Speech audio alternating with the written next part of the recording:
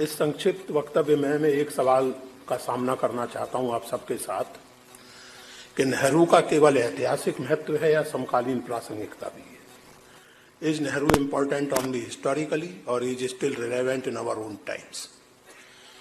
नेहरू ने सन 1960 में आर के करंजिया से बात करते हुए जो कहा था उससे मैं अपनी बात शुरू करूंगा। The spiritual approach is necessary and good.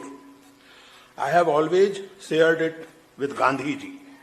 Probably more so today when we are in need of finding the answer to spiritual emptiness facing our technological society, technological civilization.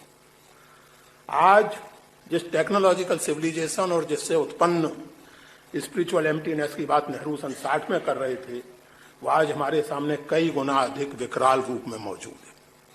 Artificial intelligence मनुष्य की सृजनात्मकता को replace करने के दावे कर रही है। डीप फेक के तमाशे हम चारों ओर देख रहे हैं। गांधी जी की जो आशंका थी कि यंत्र मनुष्य को मुक्त करने के स्थान पर अपना गुलाम भी बना सकते हैं, वह आज हमारे सामने सच्चाई के रूप में सामने आ रही है। ऐसी स्थिति में ये बात इसलिए भी ध्यान रखने की जरूरत है कि बहुत से लोगों को ये गलतफहमी है और दुर्भाग्य से इस गलतफहमी का विधिवत प्रचार किया गया है कि नेहरू जो हैं वो बहुत ही क्रूड सेंस में मटेरियलिस्ट थे, स्पिरिचुअलिटी और रिलीजियसिटी से उनका कोई लेना देना था नहीं। वास्तविकता ये है कि नेहरू बहुत गहरे में भारतीय परंपरा की इस विजडम को जानते थे कि स्पिरिचुअलिटी और रियलिटी, मटेरियल रियलिटी, इनके बीच में विरोध का नहीं बल्कि एक तरह का द्वंद्वात्मक संबंध है। आप कल्पना कीजिए कि किसी नौजवान के सर पर अगर अनिश्चितता की तलवार लटकी रहे, उसे सपने में प्रेमिका की जगह पिंक स्लिप की तस्वीर नजर आए, तो उसकी मेंटल हेल्थ या उसकी स्पिरिचुअल हेल्थ का क्या हाल होगा?